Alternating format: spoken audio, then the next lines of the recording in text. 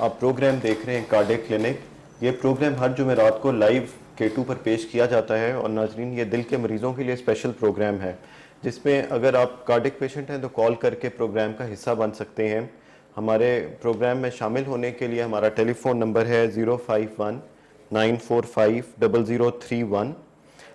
मैं नंबर दोबारा रिपीट कर देता हूँ, नंबर है 051 945 0031। नाजरीन, हमें इंतहाई खुशी है कि बहुत से लोग हमारा ये प्रोग्राम देखते हैं और उनको कार्डिक रिलेटेड बहुत सी मुफीद मालूमात मिलती हैं। और अगर आप दिल के मरीज़ हैं और इस प्रोग्राम को सुनते हैं तो हम आप कोशिश करते हैं कि आपको ऐसे मशवरे दें जिनसे आपकी बीमारी कंट्रोल में रह सके और एक ऐसा प्लेटफॉर्म प्रोवाइड किया जाए कि अगर आप हमसे मशवरा लेना चाहें तो आप प्रोग्राम में शामिल होकर हमसे मशवरा ले सकें। नाजरीन, दिल के मरीज़ों को इंतहाई ज़रूरी होता है कि वो अपने डॉक्टर से बार बार चेक कराते रहें और अपनी ब्लड टेस्ट, अपनी दवाइयाँ और अपने बाकी टेस्ट करा के अपनी ट्रीटमेंट एडजस्ट करवाते रहें ताकि उनकी बीमारी स्टेबल रह सके।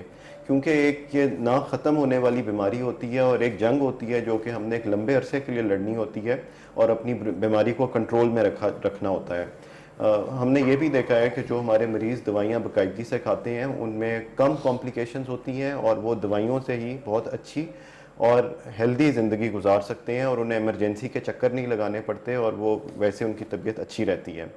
नाजरीन, आज के प्रोग्राम में हम सिर्फ कॉल्स तो लेंगे ज़रूर, लेकिन कुछ ईमेल्स जो हमें आती रही हैं उनको भी शामिल करेंगे और उनके जवाब जो मसाइल हैं आपके दिल की बीमारी से रिलेटेड उनको डिस्कस करेंगे और उनका जवाब आपको लाइव ऑन एयर देंगे।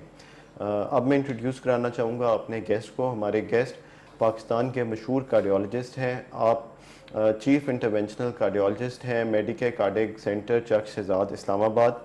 इससे पहले आप एग्जीक्यूटिव डायरेक्टर रह चुके हैं रावलपिंडी इंस्टीट्यूट ऑफ कार्डियोलॉजी के।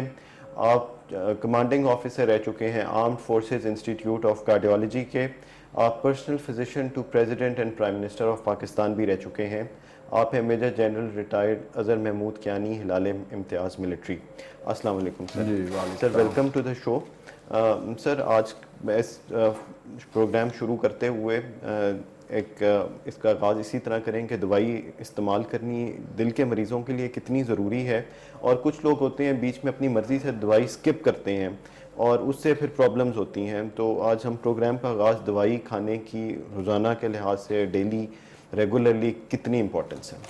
बहुत ज़्यादा इम्पोर्टेंस है। आई थिंक बहुत सारे लोग जिनका शुरू में बीमारी जो है उसकी तशख़ीस हो जाती है, डायग्नोज हो जाती है, पता चल जाता है और फिर उन्हें हम दवाइयों पे डालते हैं तो वो दवाइयाँ जो है एक बहुत बड़ी ढाल होती है। दवाइयाँ नॉर्मली आपको जो आने वाले हार्ट अटैक्स होते हैं या कॉम्प्लिकेशन उससे बचा कर रखती हैं। अगर आप एहतियात करें, जो कि डॉक्टर साहब ने आपको एहतियात बताई हुई है कि आप एग्जर्ट ज़्यादा ना करें, आप पेट भर के खाना ना खाएं, हर वो एक्टिविटी जिससे आपके सीने में बोझ या दर्द आ जाए उससे बचने की कोशिश करें। अगर इतनी एक्टिविटी करने से सीने में दर्द होता है तो उससे कम आप एक्टिविटी करें या जिस्मानी मशक्क़त करें, वज़न कम उठाएं, 6 से 8 घंटे नींद पूरी करें, गुस्सा ना करें, ऊंचा ना बोलें और वज़नी चीज़ ना उठाएं। इन चीज़ों से ये सारी चीज़ें आती है। खुशकिस्मत वो मरीज़ होता है जिसकी बीमारी डायग्नोज हो जाए और उसे पता चल जाए कि उसे बीमारी है और उसने ये जो एहतियातें हैं वो करनी है और उन एहतियातों के साथ वो बहुत बड़े हार्ट अटैक या किसी भी हार्ट अटैक से या फॉर दैट मैटर कोई भी दिल की जो कॉम्प्लिकेशन हो सकती है उससे बचा रह जा सकता है। जहाँ पे उसे होने लगती है उसका फ़ौरन इलाज हो जाता है अगर दवाइयों से काम नहीं बन रहा। हाँ, वो मरीज़ जिनको तशख़ीस है, दवाइयाँ ले रहे हैं, आराम से चल रहे हैं, रोज़ाना क्या काम मामूल का काम कर रहे हैं और उन्हें कोई दर्द नहीं होता, वो बेशक ऐसे ही दवाइयाँ लेते रहे और चलते रहे। लेकिन जहाँ जाके आपको महसूस हो कि आपकी रोज़मर्रा की जो ज़िंदगी और रोज़मर्रा की जो एक्टिविटी है, जो काम है, उस दौरान अगर आपको सीने में दर्द होता है दवाई खाने के बावजूद और थोड़ी सी एक्टिविटी करते हैं दर्द होता है, रात को सोए हुए दर्द होता है, खाने के बाद दर्द होता है, तो फिर दवाइयों से ज़्यादा कुछ करने की ज़रूरत है। फिर बहुत ही इंपॉर्टेंट है कि आपके बाकी टेस्ट किए जाएँ और आपकी स्पेशली एक जो गोल्ड स्टैंडर्ड टेस्ट है वो है एंजियोग्राफी। वो एंजियोग्राफी डॉक्टर को भी 100% बताती है और मरीज़ को भी बताती है कि आपकी बीमारी कितनी है, क्या कितने नालियाँ बंद हैं, कितने फ़ीसद बंद हैं, क्या उन दवाइयों के साथ जो है वो आप कंट्रोल हो सकती है कि नहीं हो सकती, या दवाइयों से ऊपर का मसला है, कोई स्टेंट या एंजियोप्लास्टी की ज़रूरत है या बाईपास की ज़रूरत है या किसी चीज़ की भी ज़रूरत नहीं है। ये चीज़ें ऐसी हैं जो पता चल जाती है और जब आपको पता चल जाए तो मैं बड़ा खुशकिस्मत होगा, मुझे पता चल जाए मेरी इतनी बीमारी है और ये दवाई मैंने ज़रूर खानी है, और मुझे पता है कि ये दवाई मैंने बाकायदगी से सुबह और दोपहर शाम को जो मुझे बताया गया खाऊंगा, जो एहतियात है वो मैं एहतियात करूंगा, और जहाँ पे कुछ मसला होगा तो मैं फ़ौरन डॉक्टर के पास भी रिपोर्ट करूंगा और अपने टेस्ट जाके करवा लूँगा। मुझे पता वो बीमारी कितनी है, और दवाइयाँ अगर नहीं कंट्रोल कर रही तो हमने बाकी जो तरीका इलाज है वो भी करना है। हमारे जो पाकिस्तान में मैंने देखा है और जो हमने अस्पतालों में देखा है और अपने क्लिनिक्स में देखा है कि मरीज पहले चंद महीने तो बड़ा बाकायदगी से दवाई खाता है, और आपकी जो उसने हदायत सुनी हुई है उसके कानों पे कुछ असर होता है तो वो एक हार्ट अटैक चाहिए असर होने के लिए, कि मरीज जो है उस वक्त उसे असर होता है और उसको महसूस होता है जब उसे हार्ट अटैक झटका लगता है कि जिंदगी और मौत का पता चलता है कि आपको पता नहीं किस वक्त दिल बंद और मौत वाक़या हो जाए, तो फिर से कहते हैं ये डॉक्टर तो सही बात कह रहा था, उस वक्त झटका लगता है। अच्छा, वो झटका भी जब ठीक हो जाता है, चंद महीने गुजरते हैं तो वो फिर अगेन वो झटका भूल जाता है और दवाइयाँ बंद कर देते हैं और एहतियात भी बंद कर, फिर दूसरे हार्ट अटैक के साथ हमारे पास आता है। बट दैट टाइम जब हमारे पास आता है तो बहुत सारा दिल उसका डैमेज हो चुका होता है। जो पहले कोई अगर 40-50% काम कर रहा था, जब हमारे पास आता है तो 25-30% काम कर रहा होता है। हम वहाँ पे ना कोई सर्जरी करने के काबिल होते हैं, ना एंजियोप्लास्टी करने के काबिल होते हैं। मरीज़ की एक्टिविटी होती है, वो चाहता है जी मैं काम करूँ, मैं फिट हूँ, अब वो फिट हो नहीं सकता। डॉक्टर भी लाख कोशिश कर दुनिया जहान का उसका इलाज कर दे, अब उसका दिल वापस नहीं आ सकता, ना उसमें ताकत आ सकती है, वो कमज़ोर ही रहता है और कमज़ोर दिल के साथ वो काम करता है और वो फिट नहीं होता। फिट उस वक्त होता है कि शुरू में आए, आपका दिल सही काम कर रहा हो, नालियाँ ब्लॉक्ड हों, उनको नालियों को खुलवा दें, दवाइयाँ बाकायदगी से लेते रहे, फिर फिट हो गए, जो मर्जी काम करते रहे। बाहर क्या होता है, वेस्ट में यही चीज़ है कि लोगों को तकलीफ होती है, डॉक्टर के पास जाते हैं, डॉक्टर ने एडवाइस करते हैं, वो मनोअन जो डॉक्टर ने एडवाइस किया होता है उसको फॉलो करते हैं और उनकी ज़िंदगी लंबी होती चली जाती है। एक नाली खोली, कुछ सालों के बाद अगर वो बंद हुई है दूसरी बार उसको खोल दिया, स्टेंट डाल दिया, कुछ सालों के बाद तीसरी बंद हुई उसको स्टेंट डाल दिया, स्टेंट ने काम छोड़ दिया तो बाईपास करवा लिया, करते करते 90 साल प्लस पे वो पहुंच जाते हैं। यही चीज़ हमारे यहाँ भी हो सकती है और हमारे यहाँ पाकिस्तान में हर तरीका इलाज मौजूद है।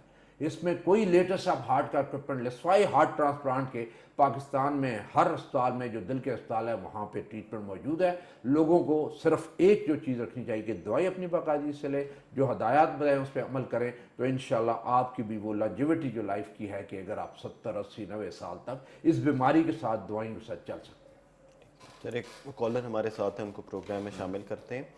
अस्सलाम वालेकुम। अस्सलाम वालेकुम जी, कौन और कहाँ से बोल रहे हैं? जी, मैं फरोज बात कर रहा हूँ इस्लामाबाद से। जी, सवाल कीजिएगा। जी, मुझे दिल में दर्द होती है। जी, आपको उम्र कितनी है आपकी? 28 साल, 28 ईयर्स। 28। और आपको शुगर या ब्लड प्रेशर तो नहीं है?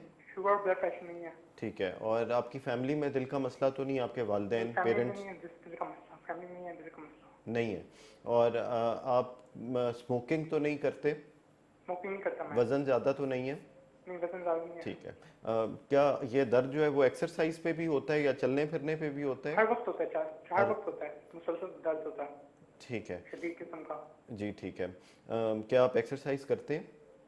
एक्सरसाइज करता हूँ ये। जी, तो वो जब कर रहे होते हैं उस टाइम भी क्या कंजेशन, छाती पे प्रेशर या दबाव महसूस होता है? होती है जी। जी, जी होता है। होता है। और किस जगह पे होता है, थोड़ा सा इस दर्द को एक्सप्लेन करें। दिल में होता है, दिल के साइड में। दिन के टाइम ज़्यादा होता है, रात को नहीं होता? रात को भी होता है। रात को खाना खाने के बाद तो नहीं प्रेशर महसूस करते छाती पे? खाना खाने के बाद प्रेशर महसूस करता हूँ। और सीढ़ियाँ चढ़ने पे छाती पे प्रेशर तो नहीं आता? ये प्रेशर आता है। ठीक है। मूवमेंट से ये प्रेशर बढ़ तो नहीं जाता? नहीं, बढ़ता नहीं है। बढ़ता नहीं है, ठीक है। नहीं, आप चलते हुए भी आपने बताया कि दर्द होता है? ये चलते हुए भी दर्द होता है। जी, कितना चल लेते हैं आप? 5 किलोमीटर, 10 किलोमीटर। अच्छा। और वज़न ज़्यादा तो नहीं है? वजन ज़्यादा नहीं है। ठीक है। और आपने टेस्ट कराए हैं अपने दिल के या कोई इको कराए हैं, इको और ईटीटी कराए हैं। जी, उनका क्या रिजल्ट था? वो ठीक थे या उनमें कोई मसला? नॉर्मल थे। जी, नॉर्मल थे। वो नॉर्मल आए थे। अभी आप क्या दवाइयाँ इस्तेमाल कर रहे हैं? लोप्रेन और नोप्रोल फोर्ट। ठीक है, बहुत शुक्रिया कॉल करने का। प्रोग्राम सुनते रहिए, आपके सवाल का जवाब लेते हैं। सर, यंग हैं, 28 ईयर्स इनकी उम्र है और कोई ऐसे रिस्क फैक्टर नहीं है, लेकिन चेस्ट पेन और वो कहते हैं मुझे हर वक्त रहती है, और टेस्ट एको ईटीटी और वो चीज़ें इनकी नॉर्मल हैं। इस बारे में मशवरा करना मेरा ख्याल है पिछले प्रोग्राम में भी इन्होंने ये सवाल किया था और ये हिसाब थे जिनको हमने उसको जवाब दिया था, और इन्हें कहा था कि ये जो लॉपरिन है वो आप देख लें, पहले अपने सारे टेस्ट करवा लें, और आप यंग एज है, अगर आपकी हार्ट ठीक है तो आप अपनी CT एंजियो वगैरह करवा लें, क्योंकि इन्होंने सारे टेस्ट करवाए हुए हैं और हो सकता है इन्हें दिल की तकलीफ़ ना हो। और अगर CT एंजियो में नालियाँ दिल की साफ़ आती हैं तो फिर इन्हें लॉपरिन भी लेने की ज़रूरत नहीं है। न्यूब्रल फोर्ट जो छोटी मोटी दर्दें हैं वो ले सकते हैं। और अगर इसके बावजूद आप CT एंजियो भी हो जाए, नालियाँ भी साफ़ आ जाएँ, फिर भी आपको दर्दें होती रहे, तो मेरा आपको ये मशवरा होगा कि एक दफ़ा आप अपने नॉर्मल टेस्ट तो आपने करवाए होंगे, खून के नॉर्मल ब्लड CP, छाती का एक्सरे करवाया होगा, ECG करवाई होगी, और अगर उसमें कोई सच कोई पहले कोई और दिल के अलावा कोई और बीमारी नहीं है तो CT एंजियो भी नॉर्मल है, तो फिर मेरा ये मशवरा होगा कि आप एक दफ़ा ज़रा साइकेट्रिस्ट को ज़रा दिखा लें। और ताकि हो सकता है कि आपकी एंग्जाइटी की वजह से ये आपको सिम्टम्स होते हैं, और एंग्जाइटी का इलाज हो जाए तो बहुत सारे सिम्टम्स आपके ठीक हो जाए। सर एक और कॉल ले लेते हैं। अस्सलाम वालेकुम। वासलाम सर, टेक्सास से शाहजेब बोल रहा हूँ। जी शाहजेब साहब, सवाल कीजिएगा। सर ये जनरल क्वेश्चन था मेरा कि अगर हार्ट अटैक के बाद स्टंटिंग वगैरह भी हो गई हो जी। तो हार्ट फेलियर जो है उसका डायग्नोज कैसे होगा कि हमें कैसे पता चलेगा कि हमारा हार्ट कितना डैमेज है, और हार्ट फेलियर के बारे में बता दें। ठीक है, बहुत शुक्रिया सवाल करने का। आपका सवाल का जवाब लेते हैं। वैसे जनरल नॉलेज के लिए उन्होंने क्वेश्चन पूछा है शाहजेब साहब ने, स्टेंट डल जाता है हार्ट अटैक के बाद, ये कैसे पता चलता है कि कितना दिल डैमेज हो चुका है, और जो इनको हार्ट फेलियर होता है उनको किस तरह के सिम्टम्स या वो किस तरह की अलामत होती है? देखिए, जब हार्ट अटैक होता है तो उसके साथ कोई सिम्टम्स शुरू हो जाते हैं। आप चलते हैं या बैठते हैं या लेटते हैं, कई दफ़ा तो सांस फूलनी शुरू हो जाती है। और फिर साथ उसके जो टेस्ट होते हैं उसमें स्पेशली जो इंपॉर्टेंट टेस्ट है वो इकोकार्डियोग्राम, दिल का अल्ट्रासाउंड है। और दिल का अल्ट्रासाउंड ख़ास तौर पे आपको बताता है कि कौन सा हिस्सा जो है दिल का डैमेज हुआ है। और कई दफ़ा उस डैमेज से हम देखते हैं कि कौन सी नाली बंद हुई होगी जिससे ये हार्ट अटैक हुआ है, और कितने फ़ीसद जो है वो आपका हार्ट पंप कर रहा है। वो नॉर्मल जो है वो 60% से 90% तक वो जो होता है ये नॉर्मल होता है, और इससे नीचे ये हो तो उसका मतलब है कुछ डैमेज हो गया, और वो आपको डॉक्टर साहब जो उस वक्त एको करते हैं आपको बता देते हैं। उसमें जब ज़्यादा डैमेज हो जाता है 35% से या उससे नीचे डैमेज आता है, फिर बहुत ज़्यादा डैमेज हुआ होता है, उसके साथ बड़ी एहतियात की ज़रूरत होती है और बहुत सारी मेडिसिन साथ लेनी होती है। जब इस लेवल पे आ जाते हैं और हार्ट के साथ आप ज़्यादा एग्जर्ट करें और मेडिसिन भी ना लें और नमक का इस्तेमाल ज़्यादा करें, फिजिकल एक्सर्शन आपकी ज़्यादा हो, तो फिर आपका हार्ट फेलियर हो जाता है। और हार्ट फेलियर का ये होता है कि आपका पंप इतना कमज़ोर होता है कि जितना उसमें खून आता है जिस्म से, जिसने उसने पूरा पंप करना होता है, आपके जिस्म को खून सप्लाई करना, तो पूरा कर नहीं पाता। कुछ पीछे रह जाता है, कुछ को आगे पुश कर देता है। जो पीछे रह जाता है जाके फेफड़ों में जमा हो जाता है, फेफड़ों में पानी भर जाता है और आपकी सांस फूलनी शुरू हो जाती है, या जिसे हम पल्मोनरी एडीमा या ऐसी चीज़ कहते हैं। अब कई दफ़ा होता है कि आपके दिल में कोई जान जो है बची है कि नहीं बची, उसके लिए हम देखते हैं जी वायबल मायोकार्डियम, उसके लिए थैलियम स्कैन वगैरह करवाते हैं। लेकिन जो बेस्ट चीज़ जो होती है वो एंजियोग्राफी होती है, और वो एंजियोग्राफी आपको बताती है कितनी नालियाँ बंद है। एक नाली बंद थी, उसने इतना डैमेज कर दिया, बाकी नालियाँ भी बंद तो नहीं, वो डैमेज होगा तो बिल्कुल दिल जो है बेकार हो जाएगा और उसमें से जान और हिम्मत नहीं रहेगी, 5-10% रह जाएगा। उसके साथ फिर सर्वाइवल बड़ी मुश्किल हो जाती है, या बड़ी मुश्किल से बंदा जो है वो अपनी रोज़मर्रा की एक्टिविटी कर सकता है, दवाइयों के साथ करता है। तो हार्ट फेलियर वाला तो ये सिलसिला है। आपको देखिए, जब भी डॉक्टर के पास जाएं, मैंने जैसे पहले कहा था 30 साल की उम्र में हर बंदे को अपनी ECG, छाती का एक्सरे, एको और ETT ज़रूर करवा लेनी चाहिए, और ब्लड टेस्ट जो लिपिड प्रोफाइल शुगर वाले ये ज़रूर करवा लेने चाहिए। हो सकता है कि आपकी फैमिली में हो, फिर तो आपको ज़रूर करवाने चाहिए। अगर नहीं भी है तब भी हो सकता है कि फैमिली में ना हुआ और आपको हो जाए, उस एज पे आपके टेस्ट ख़राब हो जाए, तो वो शुरू में ही अगर पता चल जाए तो आप उन टेस्टों को कंट्रोल करके नॉर्मल ज़िंदगी गुजार लेते हैं। 70-80-90 साल तक आपको कुछ नहीं होता, क्योंकि आप अपनी हर चीज़ को कंट्रोल में रखते हैं। ये बड़ी इंपॉर्टेंट चीज़ है कि आप चीज़ें कंट्रोल में रखें। और हमारी बड़ी कम परसेंटेज है, अगर आप सारे दिल के मरीज़ों को पाकिस्तान में देख लें और उन्हें कहें जी कि उन्हें तकलीफ़ है और वो अपनी दवाई ले रहे हैं, बाकायदे से आपकी जो इंस्ट्रक्शन है उसको फॉलो कर रहे हैं, तो 25% से कम होंगे, इससे ज़्यादा नहीं होगा। बहुत सारे लोग जो हैं बिल्कुल छोड़ जाते हैं, जी नहीं जी इतनी दवाइयाँ खानी है, दवाइयाँ क्या खानी है, मेरा जिगर ना ख़त्म हो जाए, मेरा गुर्दे ना, जो चीज़ ख़त्म हो रही है जिसके लिए इलाज कर रहे होते हैं, दिल ख़त्म हो रहा था उसका इलाज नहीं करते कि मेरा जिगर ना ख़त्म हो जाए, मेरे गुर्दे ना ख़त्म हो जाए। और ये वो दवाइयाँ होती हैं जिनका जिगर और गुर्दों में कोई असर नहीं होता, और डॉक्टर जब लिख के देता है आपको तो वो दवाइयाँ लिख के देता है जो आपके जिगर या गुर्दे को नुकसान ना पहुँचाए। और साल ये दवाइयाँ जो है वो टेस्टेड है और पता होता है ये सेफ़ दवाइयाँ, इससे आपको कोई नुकसान नहीं हो, वो आपको लिखी जाती है। वो कहीं ना कहीं हमसाये ने कह दिया, कहीं ना कहीं दोस्त ने कह दिया, कहीं होटल में बैठे हुए, कहीं बाहर बैठे बाजार में किसी ने बात की, उसकी बात मान लेंगे, और जो डॉक्टर ने उसे बताई, मुस्तनद डॉक्टर ने बात बताई है, उसको वो फॉलो नहीं करती। हमारा सबसे बड़ा अलमिया ये है कि हमारे बहुत सारे लोग जो 50-60 में चले जाते हैं इस दुनिया से, उनकी ट्रीटमेंट के साथ वो अगले 15-20 साल 25 साल तक वो जिंदा रह सकते हैं। वो सिर्फ अपनी गलती, अपने नालायकी, अपनी बेहतियाती की वजह से और दवाइयाँ ना खाने की वजह से बहुत जल्दी पहले इस दुनिया से चले जाते हैं। अच्छा, तो एक और कॉल ले लेते हैं। अस्सलाम वालेकुम। वालेकुम सलाम जी। जी, कौन और कहाँ से बोल रहे हैं? मैं अजहर खान बात कर रहा हूँ अहमदाबाद से। जी अजहर खान साहब, सवाल कीजिएगा। जी मेरी एंजियोप्लास्टी हुई है तकरीबन 7 माह पहले। जी तो मेरे 3 स्टेंट डले हुए हैं, एक राइट आर्टरी में डला हुआ है। जी तो दो जो है राइट आर्टरी में है, एक जो है लेफ्ट आर्टरी में एलएडी में है। ठीक है। तो और तो मुझे कोई मसला नहीं है, मैं वॉक भी तकरीबन रोजाना 7-8 किलोमीटर करता हूँ जी और चढ़ाई भी तकरीबन मैं 1 किलोमीटर तक चढ़ जाता हूँ। कोई सांस नहीं फूलता है, कोई दर्द नहीं होता है, कुछ नहीं होता है। ठीक है। लेकिन मसला ये है कि मेरा साथ ये है कि मुझे जिस वक्त मैं अचानक उठ के बैठ जाऊं या नमाज पढ़ूं तो जिस वक्त ऊपर खड़ा होता हूं तो आंखों के आगे अंधेरा सा आ जाता है। सही है। जी आप अपनी उम्र बता दीजिए अजहर साहब। मेरी 53 साल उम्र है जी। 53 साल। और ये बता दीजिए कि आप मेडिसिन कौन सी खा रहे हैं? मैं कोप्लेविक खा रहा हूँ, जी एक जेवर खा रहा हूँ 2.5 वाली, जी और साथ उसके एक ट्राइकार्डन खा रहा हूँ और रात को ये वो रोस्टा खा रहा हूँ 10 मिलीग्राम। ठीक है। जी जेवर किस डोज में बता रहे हैं आप? 2.5 25। 25 मिलीग्राम वाली। जी जी जी ठीक है।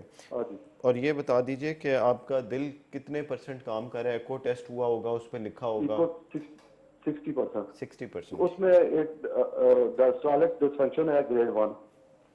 Sorry, grade 1 grade 1 diastolic function diastolic है। डिसफंक्शन। ठीक हो गया। आपका ब्लड प्रेशर कितना रहता है? ब्लड प्रेशर मेरा 110-70 और कभी कभी जो है वो 100 से नीचे आ जाएगा। नीचे वाला कितना होता है? नीचे वाला जो है 70 तक ही रहता है। 70। और ऊपर वाला 100 से नीचे नहीं आता? नहीं 100 से कभी कभी थोड़ा बहुत नीचे मैं खुद चेक करता हूँ तो आ जाता है। ठीक है। जी जी। ये जो आप बता रहे हैं चक्कर जो आते हैं, ये क्या हर वक्त खड़े होके आते हैं जब भी खड़े हों, या कोई खास टाइम पे कोई इस तरह चक्कर आता है? अचानक से अचानक आ जाते हैं। ठीक है। जी जी। तो नींद भी नहीं आती है सही। ठीक है, बहुत शुक्रिया कॉल करने का। आपके सवाल का जवाब लेते हैं। सर अजहर खान साहब, मैं अहमदाबाद से, इनके 3 स्टेंट डले हुए हैं 7 महीने पहले और इनका दिल 60% EF है इनका। कोप्लेविक, जेवोर, ट्राइकार्डन, रोविस्टा ये ले रहे हैं, चक्कर आते हैं खड़े होते हुए। हाँ, आई थिंक वो ये दवाइयाँ बहुत ज़्यादा ले रहे हैं। उसमें से जो ज़ेवॉर ले रहे हैं, इनका ब्लड प्रेशर 110/70 होता है और कई दफ़ा नीचे भी आ जाता है। कि ये वक्ती तौर पे ये होता ये है कि जब आप बैठ के खड़े होते हैं तो आपका अगर 110-70 है तो आपका ब्लड प्रेशर और ड्रॉप करके 90 से भी नीचे जा सकता है जब आप खड़े होते हैं। तो ये दवाइयों का असर होता है। तो इन्हें चाहिए कि अपनी ज़ेवॉर जो गोली है उसे बंद कर दें, बाकी दवाइयाँ ये जारी रखें और हफ्ता 2 हफ्ते के बाद अपने डॉक्टर साहब को ज़रा दोबारा चेक करवाएं।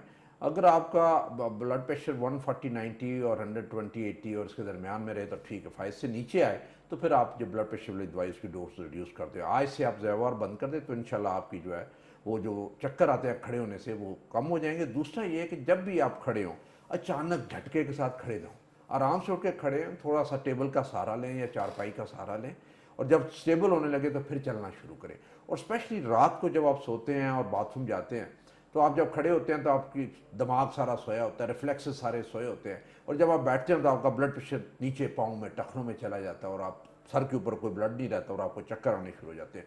तो अगर वो थोड़ी देर बैठ के अपने आप को स्टेबल कर लें, 1-2 मिनट आप कर लें तो ब्लड प्रेशर स्टेबल हो जाता है। फिर आप उठ के जाएँ, बाथरूम जाएँ और फिर आपको चक्कर नहीं आएगा। तो ये प्रैक्टिस करेंगे तो इंशाल्लाह ठीक हो जाएगा। और अपना ज़ेवॉर मरहला वो आप जो गोली है उसे बंद कर दें, अपने डॉक्टर साहब को 2 हफ्ते के बाद दिखा दें।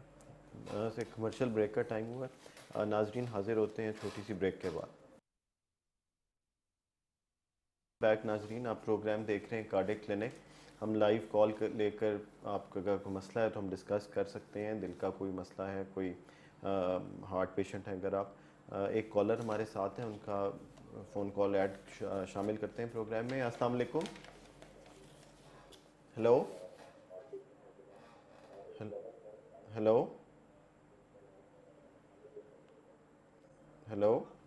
शायद कॉल ड्रॉप हो गई। सर मैं ईमेल्स प्रोग्राम में हमारे कुछ आई उनमें शामिल करना चाहूँगा। हमें असलम मलिक साहब ने ईमेल किया। उनकी एज 75 ईयर्स है और उन आपको दिखाते भी रहते हैं सर। और आजकल जैसे कोरोना में मसला है, वो बेसिकली आपके रेगुलर फॉलोअप में हैं और उनका EF 35% है, LBB है और वो कार्डिनेट को इजी डे लो प्लेट प्लस और लिपिरेक्स ले रहे हैं। वैसे उनकी तबीयत ठीक है, फरवरी में उन्होंने चेक कराया था। वो चाहते हैं कि कोई ऐसा तरीका बताया जाए कि थ्रू टीवी और या वीडियो चैट के ज़रिए उनको कंसल्टेशन मिल जाए। तो अगर आप इस बारे में कोई उनकी हेल्प कर सकें। नॉर्मली आई थिंक जब इतना टाइम हो जाए तो फिर एक दफ़ा दिखाना ज़रा ज़्यादा बेहतर होता है। मेरा ख्याल है इनसे मेरी बात हो गई थी, इन्होंने एडवाइस कर दी अगर आपको सिम्टम्स नहीं है, कोई तकलीफ नहीं है तो वही दवाइयाँ जारी रखें। लेकिन इंपॉर्टेंट यह है कि आपके ब्लड टेस्ट होने चाहिए, पता चले कोई टेस्ट कोई ख़राब तो नहीं हो रहे। इन दवाइयों की वजह से कोई ख़राब तो नहीं हो रहा कि ख़राब हो रहे हैं तो दवाइयों की या डोज कम की जाए या दवाइयाँ बंद की जाए, वो चीज़ें देखनी ज़रा ज़रूरी होती हैं। अब जब यूँ ही ये हालात बेहतर हों फिर एक दफ़ा ज़रूर दिखाएं। आजकल हम इधर देख रहे हैं, एहतियात के साथ देख रहे हैं, मरीज़ों को देख रहे हैं। मैंने तो मरीज़ देखने बंद नहीं किए, मैं पहले दिन से ही देख रहा हूँ, एहतियात करके देख रहा था। और उसमें से हमें पता होता है जिस मरीज़ को नहीं देखना या जिससे इन्फेक्शन वगैरह होती है, जिसे जहाँ किसी और जगह पे भेजना, उन्हें बता देते हैं और जो बाकी जो होते हैं उनको हम देख लेते हैं। और फिर दूसरा ये है कि जहाँ पे डॉक्टर्स ने नहीं देखना तो मरीज़ को किसने देखना है, चाहे उन्हें कोरोना है, चाहे उन्हें एबोला है, चाहे उन्हें हेमरेजिक फीवर है, चाहे कुछ भी है, हमने वो प्रिकॉशंस लेनी है, उन्हें देखना है। और इसलिए लोगों को देख के उस हिसाब से बचाना है। बहुत सारे मरीज़ हमारे ऐसे हैं जो कि नफ्सियाती मरीज़ हो गए हैं, घरों में बैठ बैठ के मरीज़ हो गए हैं, और उसमें से आके एक दफ़ा दिखाएं। और अगर आप एहतियात के साथ आएँ, अपना जब भी आएँ मास्क पहन के आएँ, जब बात करें तो मास्क पहन के बात करें। कोशिश ये आपकी होनी चाहिए जो अगला बात जिससे बात कर रहे हो वो भी उसने भी मास्क पहना हो, किसी से हाथ ना मिलाएं, गले ना मिले, हजूम में भीड़ में ना आप बैठे, तो फिर बहुत सारी चीज़ें जो हैं वो आप इस कोरोना से बचे रह सकते हैं। हमारी उस वक्त इन्फेक्शन होती है जब इनमें से बेहतियाती करते हैं, हाथ मिलाते हैं, और जो हाइजीन है और हाथ ना धोना और सैनिटाइज़र ना इस्तेमाल करना, मास्क ना पहना, ये सबसे बड़ी वजह होती है। अगर यही चीज़ें करनी शुरू कर दें तो हम आई डोंट थिंक हम अपनी नॉर्मल जो एक्टिविटी है उसको हम जारी रख सकते हैं, एहतियात रख के, फासले रख के, और जो एहतियाती तदाबीर अख्तियार करके भी ये कर सकते हैं। तो जो मैं यहाँ पे इनको मैंने टेलीफोन पे मैंने एडवाइस कर दी थी जो ये चीज़ें हैं, लेकिन इसके बावजूद अगर उन्हें कोई दवाइयों के बावजूद कोई मसला होता है तो फिर मुझे आके फिर दिखाने की ज़रूरत है। अदरवाइज़ मेरे पास मरीज़ आ रहे हैं, दिखा रहे हैं, और उसमें से हाँ, अगर आपको फीवर है, अगर आपको बुखार है, खांसी है, फ्लू है, और आपको शक है कि आपको कोई इन्फेक्शन है और ये कोरोना या कोविड हो सकता है, तो फिर आप बेशक घर से ना निकलें। आपके टेस्ट होने चाहिए, घर में रेस्ट करें, डॉक्टर साहब को दिखा के वो टेलीफोन पे एडवाइस लेके अपनी ट्रीटमेंट करवाते रहें, जब तक कि 2 हफ्ते के बाद आपकी इन्फेक्शन क्लियर ना हो जाए। 2 हफ्ते लगे या 4 हफ्ते लगे, और जब तक क्लियर ना हो उस वक्त आप घर से बाहर ना निकलें। ठीक है सर, एक और कॉलर को ले लेते हैं। अस्सलाम वालेकुम। अस्सलाम वालेकुम। जी, कौन और कहाँ से बोल रहे हैं? Hello hello. हाँ जी, वालेकुम सलाम। अपने टीवी की आवाज़ को काइंडली बंद कर दें, हमारे सिस्टम में एको आती है। कौन टीवी की आवाज़ बंद है जी। जी जी, कौन और कहाँ से बोल रहे हैं? मैं अटक से बोल रहा हूँ, मंजूर शाहिद जी। जी मंजूर साहब, सवाल कीजिएगा। सर मैंने पीछे भी बात की थी, तो मैंने ये टेस्ट कराए थे, तो टेस्ट जो से ना ये ट्राइग्लिसराइड्स ये 384 है जी जी और वैसे मेरी एंजियोग्राफी हुई थी, जनरल साहब ने की थी जी 2019 में, जी चौथा महीना था, तो उसमें कुछ राइट साइड पे कुछ थोड़ी से दिल के अंदर कोई सरियान का मसला था। जी। तो वो जो है ना, मैं ये कस्ट्रोल में कोई मसला आ रहा है, और आजकल मुझे मैदे में और ये शोल्डर में दर्द आ रहा है, और बगल के नीचे हार्ट के साथ दर्द होता है ना। ठीक है, आप तो दवाइयाँ ये कौन सी खा रहे हैं? जी दवाइयाँ कौन सी खा रहे हैं? दवाइयाँ जी पैनाजेट। सॉरी, दोबारा बताएंगे दवाइयाँ? दवाइयाँ जी पैनाजेट 200 mg जी, फिनोगेट 200 mg और विल्जेस्टिक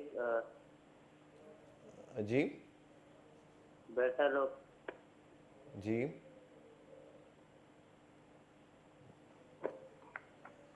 जी। हाँ जी हेलो। हेलो जी जी। हाँ जी, तो ये कस्ट्रोल में ये ज्यादा ही आता है, ये जो आखिर में ये क्या ट्राइग्लिसराइड्स ना, जी जी ठीक है। इससे प्रॉब्लम ज्यादा आ रहा है, और ये मुझे डॉक्टर मोहसन ने पीछे मैं आपकी दवाई लिखी थी, तो वो आप 2-4 दिन है, फिर उसके बाद चेकअप कराना है ना।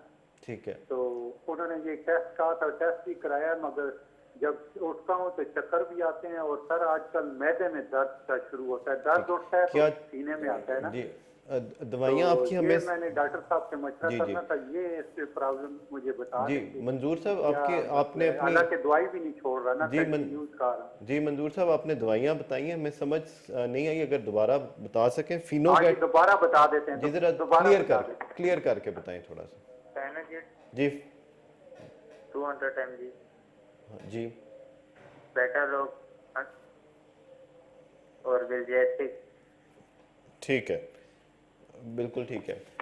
जी और मंजूर साहब जो एंजियोग्राफी 2019 में हुई थी जी जी। उसमें आपकी क्या आखिरी लाइन जो लिखी होती है कि कितनी बीमारी थी, आपने बताया कि राइट आर्टरी में आखिरी कुछ लाइन मसला था, माइनर डिजीज थी। मार्नल कॉर्नल स्क्वीज। ठीक है, ठीक हो गया। और ये बता दीजिए कि अभी आपको चलने फिरने में जो आप दर्द बता रहे हैं, क्या ये वॉक करने पे दर्द होता है या सीढ़ियाँ चढ़ने पे आता है, किस टाइम पे ये दर्द होता है? दर्द होता है, चलने में दर्द होता है जी। चलने पे। ठीक है, बहुत शुक्रिया कॉल करने का, आपके सवाल का जवाब लेते हैं। इनकी लाइन में कुछ प्रॉब्लम थी सर, बड़ी मुश्किल से समझ आई। मंजूर साहब थे अटक से, इन्होंने कॉल किया और इनकी 2019 में एनजियो हुई थी जिसमें कोई माइनर या मसला था, और ये फिनोगेट बीटालॉक और विलजेजिक ले रहे हैं। इनका ट्राइग्लिसराइड ज़्यादा आता है और कुछ पेन्स वगैरह भी इनको दोबारा शुरू हुए, इस बारे में मशवरा करना चाहते थे। आज ही इनकी एंजियोग्राफी हुई और उसमें नॉर्मल कॉर्नरी आर्टरीज आई, कोई ब्लॉकेज नहीं थी। ट्राइग्लिसराइड इनके हैं, थोड़े ज़्यादा हैं, और ये फिनोजेट ले रहे हैं, कितना ये बाकायदगी से ले रहे हैं उस पर डिपेंड करता है। देखें, ये ट्राइग्लिसराइड ऐसे किस्म का लिपिड या फैट होती है कि जो कि तली चीज़ों से, फ्राइड चीज़ों से ज़्यादा होती है। डेयरी दूध पीने से, मक्खन खाने से, दही खाने से ज़्यादा, अंडा खाने से उससे ज़्यादा होती है, पराठे खाने से ज़्यादा होती है, समोसे पकौड़े खाने से ज़्यादा होता है ट्राइग्लिसराइड। अगर आप ये चीज़ें कम कर दें, बंद ना करें, सिर्फ कम कर दें और रोज़ाना आधा घंटा वॉक करें, तो बगैर दवाई के ये सेटल हो जाएगा। और जब आप अपना टेस्ट करवाएं सुबह इसके लिए, तो 12 से 14 घंटे का वक्फा होना चाहिए फास्टिंग। यानी अगर रात को अगर आपने 7 बजे खाना खाया तो सुबह 9 बजे आपको टेस्ट करवाना चाहिए, और अगर आपने सुबह 7-8 बजे जाके चेक करवाना है तो फिर शाम को 5-6 बजे खाना खाना चाहिए। कम से कम 14 घंटे का शाम के खाने का और सुबह के टेस्ट के टाइम का गैप होना चाहिए, फिर ये ट्राइग्लिसराइड सही लेवल आते हैं। अदरवाइज ये हमेशा ज़्यादा आते हैं जब इतना कम गैप हो। तो कई दफ़ा होता है कि आपको इस दवाई फिनोजेट की ज़रूरत ही नहीं पड़ेगी, ना डायजेजिक की ज़रूरत पड़ेगी। मेरा तो ये है कि आपकी नॉर्मल कॉर्नरी आर्टरीज हैं, रोज़ाना 1 घंटा वॉक करें, तली चीज़ें बंद करें, फिनोजेट भी बंद करें, इंशाल्लाह आपकी जो ट्राइग्लिसराइड है वो ऑटोमेटिकली ठीक हो जाएगा। अगला जो टेस्ट महीने के बाद, ये मैं चीज़ें बता रहा हूँ, अगर ये फॉलो करके अगर आप महीने के बाद 14 घंटे के गैप के साथ ट्राइग्लिसराइड टेस्ट करें, वो हमें बताएं कि उसके बावजूद ज़्यादा हुआ तो फिर हम आपको दवाई लिख के देंगे। देखिए, बहुत सारी चीज़ें ऐसी होती हैं, बहुत सारी टेस्ट ऐसे होते हैं जो इतने ख़राब नहीं होते जितना कि हम फ़ौरन दवाई उसे लिख देते हैं। बहुत सारे टेस्ट जो हैं आपके सिर्फ डाइट की जो है परहेज़ से, खुराक के परहेज़ से और एक्सरसाइज से वो ठीक हो जाती है, दवाई की ज़रूरत ही नहीं पड़ती। बहुत कम होता है कि जब हम 2 महीने तक कोशिश करते हैं कि खुराक के बावजूद और एक्सरसाइज के बावजूद ना नीचे आएँ, और इतना वक्फे के बाद आप टेस्ट कराएं, फिर सही टेस्ट, फिर जाके हम कोई दवाई वगैरह शुरू करें अगर मजबूरी हो। मैं तो नॉर्मली दवाई इतनी नहीं शुरू करता, मैं ट्राइग्लिसराइड के लिए दवाई शुरू नहीं करता जब तक कि 500 जैसे ऊपर ना चली जाए, फिर जाके मैं करता हूँ, क्योंकि उसका इतना शायद फ़ायदा नहीं कम करने को होगा जितना नुकसान होगा। तो इसलिए मैं कोशिश, एक तो मरीज़ को ये बताना होता है जी कि आपको बीमारी है और आप दिल के मरीज़ हैं और आपको दवाई पे रहना, सारी उम्र दवाई पे रहना है। कई दफ़ा आपको दवाई की ज़रूरत नहीं होती, आप मरीज़ ही नहीं होते, आपने सिर्फ एक खुराक थोड़ी सी बेहतियाती की, उसमें चिकनाई वाली खुराक खाई, आपके टेस्ट ख़राब हुए, वो आप ठीक कर देंगे, टेस्ट ठीक हो जाएंगे तो आपको दवाई की ज़रूरत ही नहीं है। तो खामखा जो दवाई लेनी है उसकी कोई ज़रूरत नहीं। इन्हें चाहिए कि सारी दवाइयाँ बंद करें, जैसे मैंने एहतियात ने बताई है, वॉक करें, चिकनाई वाली चीज़ें कम करें। महीने के बाद हमें ये दोबारा 14 घंटे के गैप के साथ टेस्ट करवा के दिखाएं, इंशाल्लाह इनका ये टेस्ट ठीक हो चुका होगा। ठीक है सर, एक और ईमेल मैं प्रोग्राम में शामिल करना चाहूँगा। हमें सैयद कबीर हुसैन साहब ने ईमेल की और ये बताते हैं कि इन्होंने आपको 2017 में दिखाया था और ब्लड प्रेशर और दिल की बीमारी के लिए आपने इनको दवाइयाँ लिख के दी थी और साथ CT एंजियो का मशवरा दिया था। वो लाहौर चले गए, फिर वहाँ CT एंजियो तो नहीं हो सका, पर थेलियम स्कैन इन्होंने करा लिया और नॉर्मल आया और दवाइयाँ इन्होंने जारी रखी। फिर इनको इस साल कुछ मसले हो रहे थे, लेकिन 2-3 दफ़ा ये PIC एमरजेंसी में लाहौर में ही गए, वहाँ उन्होंने टेस्ट उनके नॉर्मल निकले तो इनको घर भेज दिया, लेकिन कुछ महीने के बाद इनको अटैक हो गया और इन्होंने उसके बाद स्टेंट पड़ गया और ये दवाइयाँ इस्तेमाल कर रहे हैं। इनके कुछ एक तो आपका शुक्रिया अदा कर रहे थे कि पहली मुलाकात में शायद आपने इनको डिस्प्लिन और एनजीसेट घर में रखने का मशवरा दिया था, जो कि जब हार्ट अटैक हुआ तो इन्होंने फ़ौरन इस्तेमाल की और शायद इनका दिल मुकम्मल डैमेज होने से बच गया। मशवरा ये करना चाहते थे कि अभी इनको पोस्ट हार्ट अटैक क्या लाइफस्टाइल अपनाना चाहिए। नंबर 2, इतनी अगर 2017 में टेस्ट ठीक थे तो ये ऐसा 2 सालों में क्या हो गया कि अचानक हार्ट अटैक हो गया, हालांकि ये दवाइयाँ ले रहे थे। एंड नंबर 3, इनके एको के ऊपर LA कुछ एनलार्ज आ रहा है, बाकी उसकी और बाकी पैरामीटर्स नॉर्मल हैं। पिछले एकोज नॉर्मल थे, इस बारे में भी थोड़े फिक्रमंद थे। और इनकी आपने एज क्या बताई? एज उन्होंने नहीं लिखी सर। हाँ, इसमें देखें ना, जब मैंने इन्हें शुरू में देखा था और मुझे शक पड़ा था कि इन्हें शायद डिजीज़ होगी, और वो अपना शक निकालने के लिए और इनकी बेहतरी के लिए, सेफ्टी के लिए मैंने कहा था कि CT एंजियो करवा लें। तो CT एंजियो ये है कि जी कि एक नॉन इन्वेजिव टेस्ट है, एक इंजेक्शन देना है और साथ आपने CT स्कैन दिल की नालियों का कर लेना, उसमें नालियाँ आ जाएंगी, कोई ब्लॉकेज हुई तो पता चल जाएगा, अगर ब्लॉकेज ज़्यादा हुई तो फिर आप एंजियोग्राफी प्रॉपर हो जाएगी, मसला हो जाएगा। लेकिन हमारे मरीज़ों में ये होता है, कोई डिनाइल वाली चीज़ होती है, यार क्या इसलिए टेस्ट नहीं करवाते, बस ये चलाई रखते हैं, मुझे तकलीफ़ तो है कोई नहीं है। फिर तकलीफ़ होती है, फिर कहते हैं जी कुछ नहीं होगा। जब 2-3 दफ़ा आपको मसला हुआ, आप PIC भी गए, चेस्ट पेन भी हुई, और आप उस वक्त तक कन्विंस नहीं हुए कि आपको कुछ करवाने की जरूरत, जब तक आपको हार्ट अटैक नहीं हुआ। इसी हार्ट अटैक से बचाने के लिए हम आपको ये सारी चीज़ें एडवाइस कर रहे थे। जब मरीज़ को हम एडवाइस करते हैं तो उसकी सेफ्टी के लिए करते हैं, ताकि उसे मुस्तकबिल में कोई हार्ट अटैक ना हो। ये अगर करवा लेते CT एंजियो तो इन्हें पता चल जाता कोई आर्टरी बंद है, फिर एंजियोग्राफी हो जाती, आर्टरी खुल जाती, तो फिर इन्हें अटैक ना होता। अब वो डैमेज हो गया और उसके साथ ये मसला जो है डैमेज हार्ट के साथ, उसको हम वापस नहीं ला सकते। अब ये है कि अपनी एंजियोग्राफी इन्होंने स्टेंट वगैरह डलवा ली हैं, आप अपनी एहतियाती करें, जो एहतियात खुराक की है, दवाई बाकायदगी से लें, किसी सूरत में दवाई नहीं छोड़नी। एस्प्रिन सारी उम्र कब्र तक खानी है, वो किसी सूरत में बंद नहीं करनी।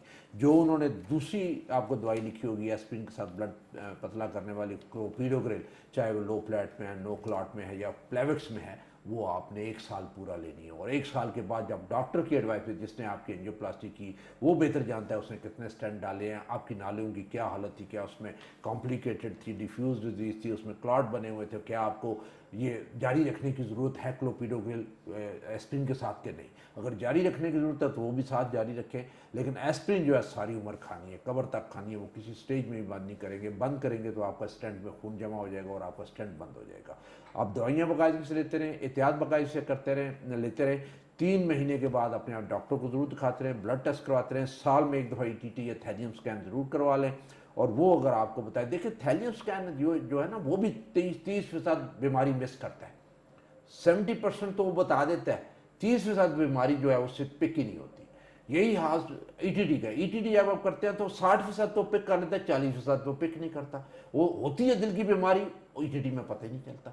बीमारी को उस वक्त पता चलता है जब मरीज बताता है कि उसे क्या तकलीफ है, और जिस सिम्टम के साथ वो इमरजेंसी में या किसी भी अस्पताल में प्रेजेंट करता है, वो उसके सिम्टम्स होते हैं जो आपको हिट करते हैं कि नहीं यार, इस मरीज को एंजियोग्राफी की जरूरत है, जल्दी एंजियोग्राफी, जो मर्जी है इसका टेस्ट करता है, इसकी ECG नॉर्मल है, इसकी ETT नॉर्मल है, इसका थैलियम नॉर्मल है, उसको जरा यकीन ना करें। जो उसके सिम्टम्स है, जिसके साथ वो गैस तकलीफ के साथ इमरजेंसी में, उसको है मसला, उसकी एंजियोग्राफी जब तक ना हो जाए आपको किस सूरत में आराम नहीं आना चाहिए, क्योंकि वो सही तशखीस करेगा, डायग्नोज करेगा कितनी बीमारी है, उससे आगे आप आगे जाके चलेंगे। तो एक दफ़ा जब आपने इमरजेंसी का चक्कर लगा लिया और आपको शक हो गया कुछ है सिलसिला, तो फिर आप बेशक डॉक्टर को ही रिक्वेस्ट करिए, बार बार टाल लें, उससे बार बार रिक्वेस्ट। उसमें कुछ मरीज़ की गलती होती है, कुछ डॉक्टर की गलती होती है। जब डॉक्टर देखता है कि मरीज़ ही सीरियस नहीं है, वो अपना टेस्ट ही को नहीं करवाना चाहता, बस अपना फ़र्ज़ पूरा किया, मरीज़ को एडवाइस कर दिया, माने या ना माने छोड़ दिया, और फिर मरीज़ समझता है कि बस ठीक है जी, डॉक्टर को मैंने बता दिया, डॉक्टर ने भी कोई जोर नहीं लगाया, तो चले बस इसके बगैर ही गुजारा करो। बहुत सारे लोग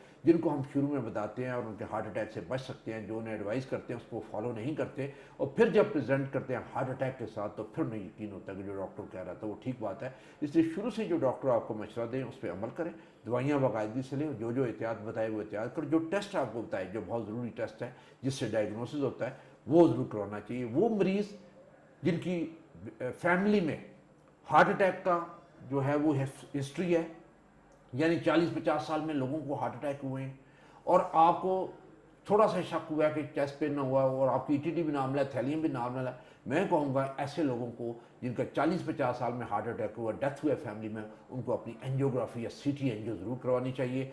वही आखिरी टेस्ट है जो बताएगा आपकी नालियाँ ब्लॉक्ड हैं कि नहीं है। ईटीटी मिस करेगी, थैलियम स्कैन मिस करेगी। जिनकी फैमिली में यंग एज में डेथ की है उनको ज़रूर करवाना चाहिए। एक और कॉल ले लेते हैं सर। जी अस्सलाम वालेकुम। जी वालेकुम सलाम। जी, कौन और कहाँ से बोल रहे हैं? जी मैं गरीब सियानी बात कर रहा हूँ, रावाकोट ए जगह से।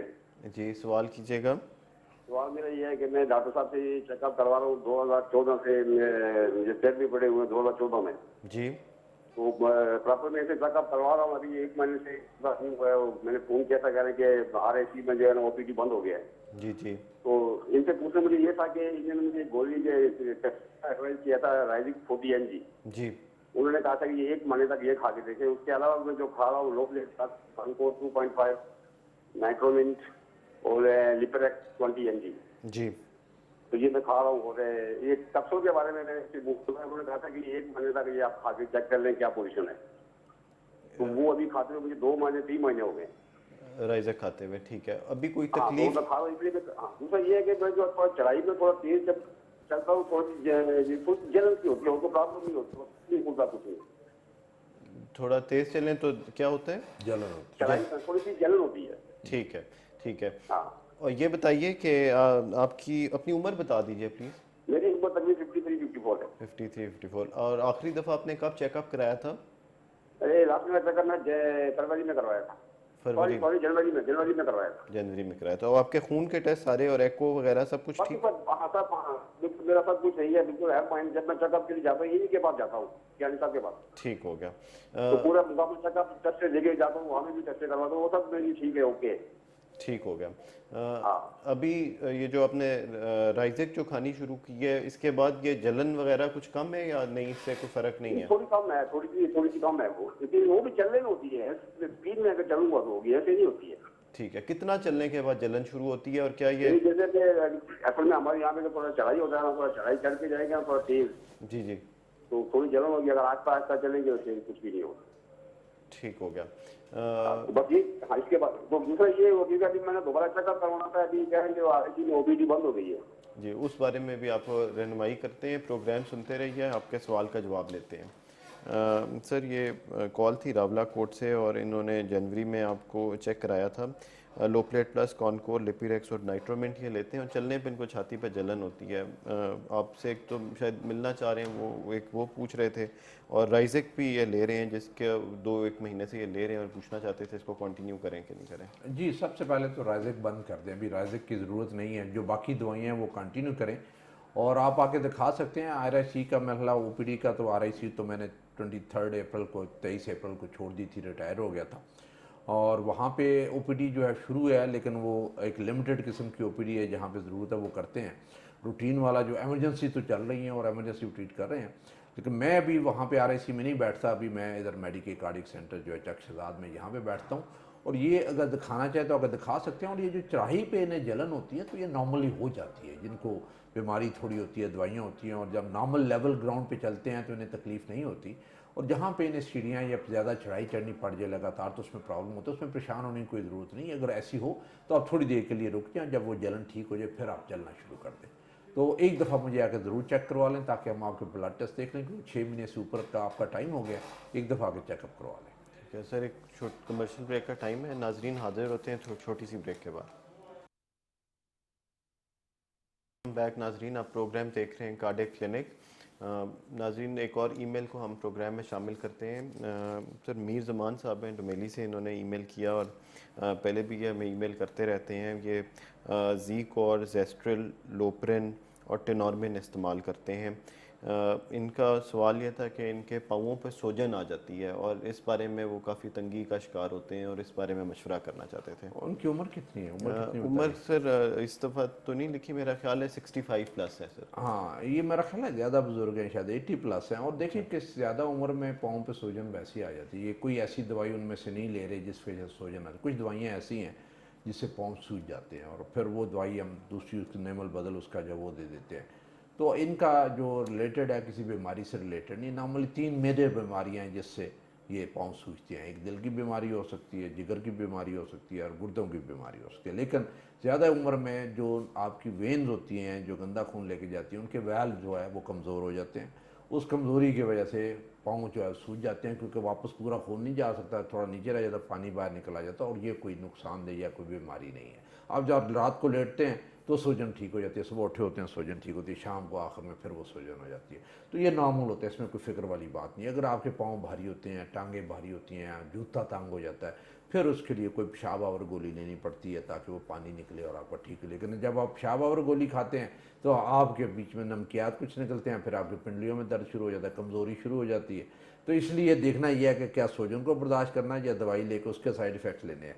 तो नॉर्मली जो ज़्यादा उम्र वाली जो सूजन है उसको तो आप नज़रअंदाज ही करें, बिल्कुल उसको कोई लिफ्ट ही ना करें। हाँ, अगर किसी दवाई की वजह से दवाई बदलनी पड़ती है, और अगर दिल की बीमारी या गुर्दों की बीमारी या जिगर की बीमारी है, फिर उसके लिए कोई दवाई लेनी पड़ती है। लेकिन ये जो बता रहे हैं ये ज़्यादातर ये लग रहा है कि इनमें से कोई इनकी ऐसी कोई चीज़ नहीं है, ये उम्र का तकाजा है जिसकी वजह से इन्हें थोड़ी सी सूजन हो जाती है। ठीक है सर, एक कॉल ले लेते हैं। अस्सलाम वालेकुम। हेलो। हेलो, अस्सलाम वालेकुम। जी वालेकुम सलाम, कौन और कहाँ से बोल रहे हैं? मैं मोहम्मद इकबाल बोल रहा था गली से। जी सवाल कीजिएगा। जी सवाल करें। जी, मैंने ऑपरेशन कराया था साल पहले। जी क्या कराया था? बाईपास। जी जी जी, 1 साल पहले कराया, वजह अकाउंट थी। ठीक है। आपकी कॉल में बहुत काम करता था बलूचिस्तान में। आपकी कॉल में बहुत डिस्टॉर्शन आ रही है, हमें आवाज़ क्लियर नहीं आ रही। अगर आप दोबारा कॉल कर लें तो मेहरबानी होगी। ठीक है, कॉल ड्रॉप होगी सर, काफ़ी डिस्टॉर्शन थी, समझ नहीं आ रही थी। सर आज हमने काफ़ी प्रिवेंशन के बारे में बात की और दवाइयों के बारे में बात की जो ज़रूरी हैं। कुछ सर आप एक एमरजेंसी किट बताते होते हैं या एमरजेंसी मेडिसिन बताते होते हैं जो घर में अगर मौजूद हो और किसी को दिल की तकलीफ़ हो, अगर वो ले लें तो दिल के नुकसान से बचा जा सकता है या अटैक के जो असरात को कम किया जा सकता है। काफ़ी दिनों से हमने जिक्र नहीं किया, अगर आप जिक्र कर दें दोबारा कि कौन सी मेडिसिन है जो हर किसी के घर में होनी चाहिए। तो एक तो है कि आपकी ज़ुबान के नीचे रखने वाली जो गोली है जिसे हम एंजेसिड कहते हैं, या स्प्रे एक होता है नाइट्रोलिंगुअल स्प्रे, वो गोली छोटी कैरी करना वो आसान होता है। स्प्रे की पूरी बोतल होती है, जेब में रखनी पड़ती है, तो आप पर्स में भी वो गोली का एक पत्ता रख सकते हैं। उसके साथ साथ आप जो है वो डिस्प्रिन की गोली आपके पास जरूर होनी चाहिए, एक पत्ता पड़ा होना चाहिए। और साथ मैं एक पैच लिखता था, एक पलता होता था जिसमें दवाई होती थी, से डेफिनेट पैच था, वो पिछले 2-3 साल से पाकिस्तान में नहीं मिल रहा। और हमारी कोशिश के बावजूद और गवर्नमेंट को यकीन दहानी जो है उसको बार बार रिमाइंड करवाने के बावजूद, हेल्थ डिपार्टमेंट को बार बार रिमाइंड करवाने के बावजूद, ड्राइव को बार बार रिमाइंड करवाने के बावजूद, वो अभी तक 3 साल से पाकिस्तान में दस्तयाब नहीं हो सका। पूरी दुनिया में वो दस्तयाब है। वो एक एमरजेंसी के लिए एक अच्छी चीज़ है कि उसको आप सीने पे लगा देते हैं और उसमें से दवाई जज़ब होकर स्किन जल्द के लिए नालियाँ खोलती है और आपको काफ़ी आराम देती है, ड्रिप का काम देती है। उसके साथ अगर आपको चेस्ट पेन हो तो आप डिस्प्रिन जो है वो ज़ुबान की वो चबा के खा जाए। जिस वक्त आपको तकलीफ़ हो वो चबाने से ये होगा कि चबाने से जल्दी जज़ब हो जाएगी और अगले 15-20 मिनट में उसका असर शुरू हो जाएगा। और अगर आपको खून जमा हुआ है नाली में तो उसको पिघला देगी और आपकी नाली हो सकती है वक्ती तौर पे खुल जाए और आपका हार्ट अटैक रुक जाए, और अगर रुके ना तो उसका जो नुकसान है वो कम हो जाए। इसी तरह जो ज़ुबान के नीचे रखने वाली गोली है इंजेक्शन, अगर आपको सीने में दर्द हो, सीने में दबाव महसूस हो, सीने के सेंटर में दर्द हो, घुटन महसूस हो, गले पे दबाव आ जाए या निचले जबड़े में आपको दर्द महसूस हो, पीछे कंधों में दर्द महसूस हो, बाजुओं में दर्द चला जाए, घबराहट और पसीने आने शुरू हो जाएं, तो फिर आपको बैठ के ज़ुबान की जो गोली रख लेनी चाहिए। और एक गोली से अगर आराम नहीं आया तो 5-7 मिनट इंतज़ार करें, तो फिर दूसरी गोली रख लें। और इससे कई दफ़ा होता है कि थोड़ा बहुत ब्लड प्रेशर ड्रॉप होता है, वो आपको पता होना चाहिए। अगर तीसरी जो है वो 7 मिनट तक इंतज़ार कर नहीं आराम आया तो तीसरी गोली रखें, और तीसरी गोली रखने के बावजूद अगर आराम ना आए तो फिर 8-10 मिनट के बाद फिर अस्पताल चले जाएं। इसका मतलब ये है कि ये मामला ज़्यादा सीरियस है और आपको अस्पताल ही जाके आराम आएगा। लेकिन ये जो दवाइयाँ जो एमरजेंसी वाली किट है जिसमें डिस्प्रिन है, एंजेसिड है और ये डेफिनेट पैच है, ये अगर आपके पास हो तो हर वक्त घर में मौजूद होना चाहिए। फ़ौरन लेके फिर अस्पताल की तरफ चल पड़े, तो वो जो आपका टाइम ज़ाया होता है अस्पताल पहुंचने का और ट्रीटमेंट का जो बीच में टाइम ज़ाया होता है वो कवर हो जाता है। आपकी ट्रीटमेंट घर से शुरू हो चुकी होती है और आपको नुकसान बड़ा कम होता है। हो सकता है कि आपका हार्ट अटैक रुक जाए या ख़त्म हो जाए। सर एक और कॉलर ले लेते हैं। अस्सलाम वालेकुम। अस्सलाम वालेकुम सर। जी वालेकुम सलाम, कौन और कहाँ से बोल रहे हैं? मैं जी मोहम्मद बोल रहा हूँ कोयटा से। जी सवाल कीजिएगा। सर मैंने अपना अल्ट्रासाउंड करवाया 1 to all तमाम, जी जी ब्लड वेंडर वगैरह सब कुछ, जी इसमें फैटी लेवर है, फैटी लेवर जी, ठीक है ये लिखा हुआ है। और बाकी मैंने तो सर ये टेस्ट करवाए ब्लड सीपी, जी इसमें HbA जो है ना वो थोड़ा सा बड़ा है, 12 पॉइंट होना चाहिए, मेरा 12.8 है। ठीक है और सर ये टेस्टिंग फास्टिंग जो है मेरी 107 है, शुगर ठीक हो गया, पूरी फास्टिंग। बिल्कुल और बाकी ये टेस्ट है क्रिएटिनियम 1.39, जी यूरिया 55.6, जी यूरिक एसिड 6.5 जी ये। और सर ये बाकी जो है टेस्ट जिगर के सब नॉर्मल आए हैं, ठीक है लिपिड प्रोफाइल भी नॉर्मल है। फिर इसमें तेजी सर है 419 है, तेजी सर क्या है जी। सवाल क्या पूछना और चाहेंगे? क्रीम वगैरह ये सब नॉर्मल है, जी जी ये जिगर के टेस्ट हैं। ठीक है, और ये सर पेशाब भी नॉर्मल टेस्ट है। क्वेश्चन क्या पूछना चाहेंगे? ईसीजी भी नॉर्मल है जी और ये मैंने अपना अल्ट्रासाउंड करवाया है, ठीक है। इसमें मुझे लिखा है फैटी लेवर। मुझे अपनी उम्र बता दें थोड़ी सी। जी जी, मुझे अपनी उम्र बता दें। मेरी उम्र 71 साल है। 71 साल। और आप सवाल क्या पूछना चाहते हैं? आपको मसला क्या हो रहा है जो आप पूछना चाहेंगे हमसे? मसला कोई नहीं, मैं डॉक्टर साहब को बोला ये मैंने अपने टेस्ट करवाता रहता हूँ हमेशा। और अल्ट्रासाउंड तो के बारे में आपको सवाल यही मैं पूछना डॉक्टर को कौन सी गोलियां मैं खाऊं, कौन सी ठीक हो। जो ये फैटी लेवर के बारे में लिखा है इन्होंने। बहुत शुक्रिया कॉल करने का। आपके प्रोग्राम में हमारे प्रोग्राम में हम सवाल इसको शामिल करते हैं, प्रोग्राम सुनते रहिए। सर ये कोयटा से कॉल। जी हाँ, ये बार आई थिंक हर दफ़ा जब टेस्ट करवाते हैं सारे के सारे टेस्ट बताते हैं, फैटी लिवर इनका हर वक्त होता है। 71 साल उम्र है, आप बिल्कुल फिक्र ना करें, आपके सारे टेस्ट नॉर्मल है। फैटी लिवर के बारे में आपको कोई फिक्र करने की ज़रूरत नहीं है। एक दफ़ा एहतियातन किसी गैस्ट्रोएंटरोलॉजिस्ट को आप दिखा दें, शायद उसकी भी ज़रूरत ना हो। बस अपनी वॉक जारी रखें, चर्बी वाली चीज़ें कम खाएं, चिकनाई वाली चीज़ें कम खाएं, वॉक करते रहें। बाकी टेस्ट माशाल्लाह आपके ठीक ठाक हैं। ये फैटी लिवर, मेरा भी फैटी लिवर आएगा, इसलिए कोई आपको घबराने की कोई ज़रूरत नहीं है, कोई परेशान होने की ज़रूरत नहीं। ठीक है सर, एक और कॉल ले लेते हैं सर। अस्सलाम वालेकुम। अस्सलाम वालेकुम सर। जी वालेकुम सलाम। कौन और कहाँ से बोल रहे हैं? सर मैं इधर टेक्सास से बोल रहा हूँ, जी इम्तियाज अहमद बोल रहा हूँ सर। जी सवाल कीजिएगा। एक छोटी सी रिक्वेस्ट करनी थी, दवाई के बारे में पता करना था। जी वालदा साहब मेरे हैं 70 साल के ना जी, और वो दवाई का खा रहे हैं, RBD गोलियां खा रहे हैं जी 150, उनकी है 12.5 जी, ठीक है और एक दूसरी लोप्रीन गोली खा रही है 75 mg। जी, तकरीबन 2-2.5 साल से खा रहे हैं। ठीक है। आया वो अभी ये दवाई खाते तो ठीक है, तो आया वो मसलन खाते रहेंगे फॉर लाइफ जितनी भी है, या मतलब कोई चेंज कर देंगे या फिर छोड़ देंगे, ये क्या है प्लीज ये डॉक्टर साहब से पता कर दें, मेहरबानी होगी आपकी। जी ये आपने लास्ट टाइम कब डॉक्टर साहब को दिखाया था? ये तकरीबन 2 साल पहले की बात है सर। अच्छा, 2 साल में अभी उसके बाद कोई चेकअप नहीं कराया? अभी चेकअप कोई नहीं कराया। ठीक, चलें ठीक है। बहुत मेहरबानी, अल्लाह खुश रखे। ठीक, अभी ब्लड प्रेशर ठीक रहता है? कॉल ड्रॉप होगी सर। 70 ईयर्स इनकी वालदा की सर उम्र है और RB और लोप्रिन ले रही हैं। दवाई कब तक खानी चाहिए? आई थिंक वो अच्छी बात है कि ये दवाई बाकायदगी से खा रही हैं, ब्लड प्रेशर कंट्रोल है, लेकिन 3 महीने के बाद ज़रूर दिखाना चाहिए। अगर 3 महीने के बाद नहीं दिखाते तो 6 महीने आखिरी हद है, उसमें से आपको एक दफ़ा ज़रूर दिखाना चाहिए।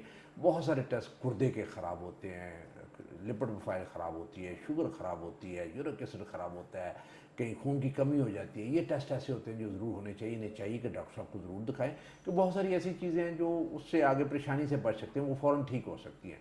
तो इन्हें चाहिए कि डॉक्टर साहब को दिखाएं और अपने ये सारे टेस्ट एक दफ़ा ज़रूर दिखाएं, और उसमें ECG, छाती का एक्सरे, एको वगैरह ये उन्हें करवा लेना चाहिए। ठीक है सर, एक और कॉल ले लेते हैं। अस्सलाम वालेकुम। जी वालेकुम सलाम। कौन और कहाँ से बोल रही हैं? जी मैं नक्की गली से बात कर रही हूँ। जी सवाल कीजिएगा। मेरे वालिद साहब हैं, उनकी एज है तकरीबन 60 ईयर्स। जी उनका बाईपास हुआ था बेली टाउन से।